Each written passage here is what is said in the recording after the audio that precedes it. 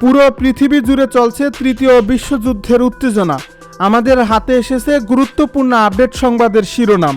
শুরুতেই থাকছে কুয়েতের বিদ্যুৎ ও পানি শোধনাগারে আবারও ইরানের ব্যাপক হামলা। এদিকে মার্কিন সেনা নিহত হওয়ার ঘটনায় ইরানকে নতুন হুঁশিয়ারি ডোনাল্ড ট্রাম্পের।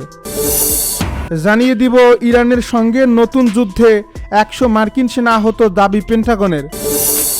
সব শেষে জানিয়ে দিব কুয়েতে মার্কিন রাডার ও স্যাটেলাইট ব্যবস্থা গুড়িয়ে দেওয়ার দাবি ইরানের।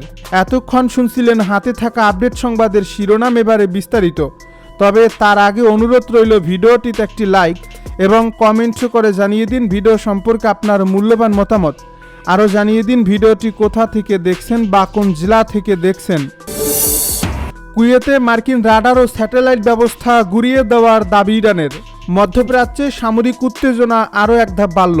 কুয়েতে অবস্থিত যুক্তরাষ্ট্রের একাধিক গুরুত্বপূর্ণ সামরিক স্থাপনায় হামলা চালিয়ে ব্যাপক ক্ষতি করার দাবি করেছে ইরানের ইসলামিক রেভলিউশনারি গার্ড কর্পস। মঙ্গলবার এই হামলাগুলোতে যুক্তরাষ্ট্রের বিভিন্ন প্রযুক্তিগত অবকাঠামো, ড্রোন হ্যাঙ্গার এবং রাডার ব্যবস্থা নিশানা করা হয়েছে, খবর আল জাজিরার। আধা সরকারি বার্তা সংস্থা তাসনিম নিউজ এজেন্সিতে প্রকাশিত আইআরজিসির প্রথম বিবৃতি অনুযায়ী কুয়েতে মার্কিন বাহিনীর একটি দূরপাল্লার রাডার কেন্দ্র, একটি টেলিযোগাযোগ কেন্দ্র, স্যাটেলাইট সিগন্যাল গ্রহণ ব্যবস্থা এবং ক্ষেপণাস্ত্র প্রতিরক্ষা রাডারের সফল হামলা চালানো হয়েছে। একই সঙ্গে আলী আল সালেম বিমান ঘাঁটিতে অবস্থানরত একটি MQ-9 ড্রোন হ্যাঙ্গারেও আঘাত হানা হয়, যার ফলে একাধিক সামরিক ড্রোন মারাত্মকভাবে ক্ষতিগ্রস্ত বা ধ্বংস হয়েছে বলে তাদের দাবি। প্রথম বিবৃতির পর দ্রুতই দ্বিতীয় আরেকটি যৌথ ঘোষণা দেয় আইআরজিসি। সেখানে বলা হয়, আমাদের আল জাবের ঘাঁটিতে অবস্থিত আগাম সতর্ককারী রাডার, FPS-170 রাডার, প্যাট্রিয়ট প্রতিরক্ষা ব্যবস্থা এবং আকাশ প্রতিরক্ষা স্যাটেলাইট যোগাযোগ কেন্দ্রকে লক্ষ্য করে হামলা চালানো হয়েছে। এই অভিযানের প্রধান উদ্দেশ্য ছিল পরবর্তী ক্ষেপণাস্ত্র ও ড্রোন পদক্ষেপের পূর্বে সংশ্লিষ্ট অঞ্চলে যুক্তরাষ্ট্রের রাডার নজরদারি ও প্রতিরক্ষা ক্ষমতাকে দুর্বল করে দেওয়া। আইআরজিসির পর পৃথক এক বিবৃতিতে ইরানের সেনাবাহিনীও সমান্তরাল অভিযানের তথ্য নিশ্চিত করেছে।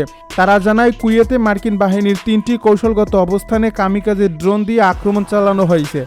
এতে ক্যাম্প আরিফজানের প্রশাসনিক ভবন ও দিক নির্ণয়কারী অ্যান্টেনা, ক্যাম্প আল আদিরির হেলিকপ্টার পার্কিং এলাকা এবং আহমেদ আল জাবের ঘাটির সেনা ও আবাসন ব্যবস্থা ক্ষতিগ্রস্ত হয়েছে।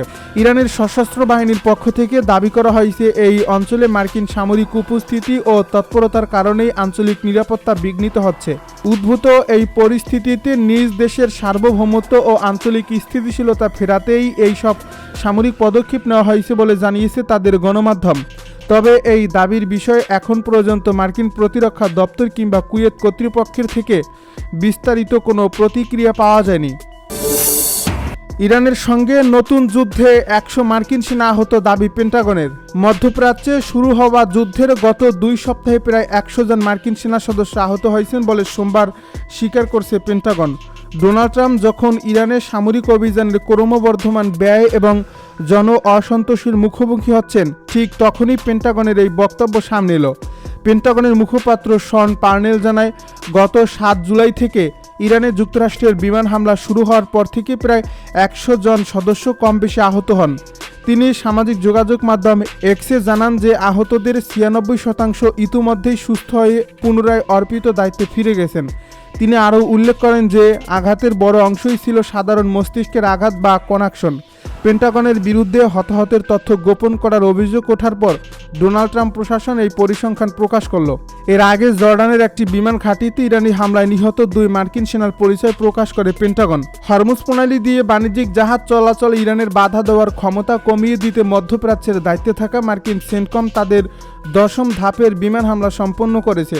অপরদিকে বাহরাইনে অবস্থিত ডার খবিন পারমাণবিক স্থাপনায় মার্কিন আক্রমণের জবাবে ইরান সমর্থিত আইআরজিসি বাহরাইনের মার্কিন সামরিক ঘাঁটি ও অ্যামাজনের ডাটা সেন্টারকে লক্ষ্য করে হামলা চালানোর দাবি করেছে। ওমান উপকূলে আরও একটি তেলবাহী ট্যাঙ্কার ক্ষেপণাস্ত্রের আঘাত পেয়েছে এবং হরমুজ প্রণালীতে 2টি জাহাজ আগুনে ক্ষতিগ্রস্ত হয়ে অকেজো হয়ে পড়েছে। প্রাথমিকভাবে পারমাণবিক কর্মসূচি ধ্বংসের উদ্দেশ্যে আক্রমণ শুরু করলেও হোয়াইট হাউস এখন স্বীকার করছে যে তাদের মূল মনোযোগ হরমুজ প্রণালীর উপর। মার্কিন পররাষ্ট্রমন্ত্রী মার্কো রুবিও সোমবার স্পষ্ট করেন যে হরমুজ প্রণালীতে ইরানের হামলা বন্ধ করাই এখন মার্কিন সামরিক অভিযানের একমাত্র প্রধান উদ্দেশ্য। গত এপ্রিলে যুদ্ধবিরতি ভেঙে যাওয়ার পর থেকে সংঘাত চরম রূপ নেওয়ায় আমেরিকায় পেট্রোলের দাম হু হু করে বেড়ে যায়, ব্যারেল প্রতি 4 গ্যালন ছড়িয়ে গেছে। মার্কিন সেনা নিহতর ঘটনায় ইরানকে নতুন হুঁশিয়ারি ডোনাল্ড ট্রাম্পের।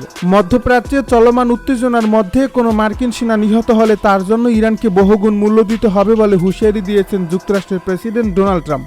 সোমবার নিজের সামাজিক যোগাযোগ মাধ্যম ট্রুথ সোশ্যালে দেওয়া এক বার্তায় ট্রাম্প বলেন, ইরান যখনই কোনো মার্কিন সেনাকে হত্যা করবে সে হত্যার মূল্য তাদের বহুগুণ বেশি দিয়ে শোধ করতে হবে।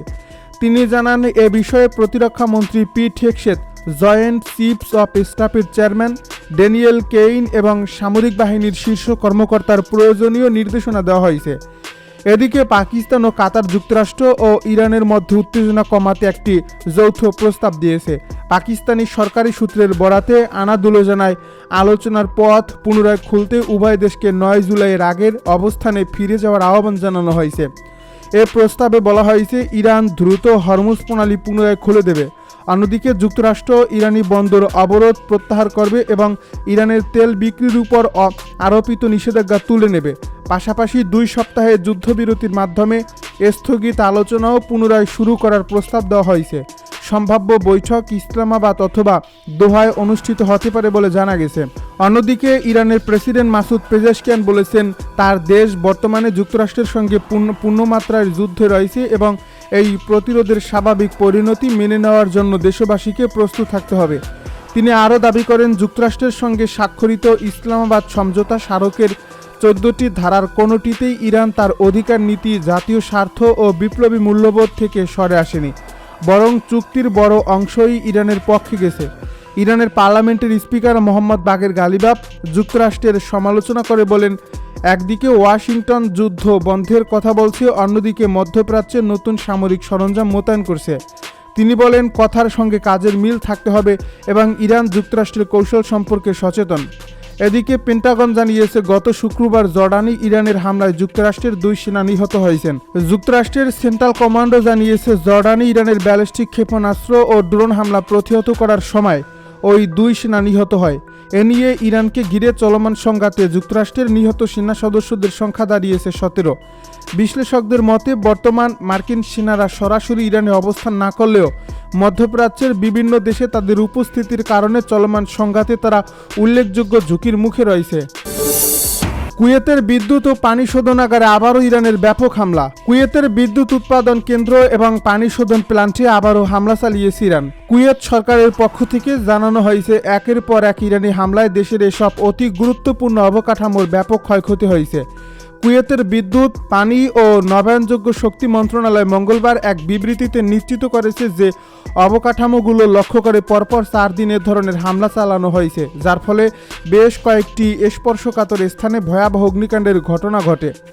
মন্ত্রণালয় থেকে আরও জানানো হয়, দ্রুত পদক্ষেপ নিয়ে গঠিত আগুন নিয়ন্ত্রণে আনা সম্ভব হয়েছে। বর্তমানে ক্ষয়ক্ষতির পূর্ণাঙ্গ পরিমাণ নিরূপণ করার কাজ চলছে এবং ক্ষতিগ্রস্ত কেন্দ্রগুলোতে দ্রুত মেরামত কার্যক্রম অব্যাহত রয়েছে।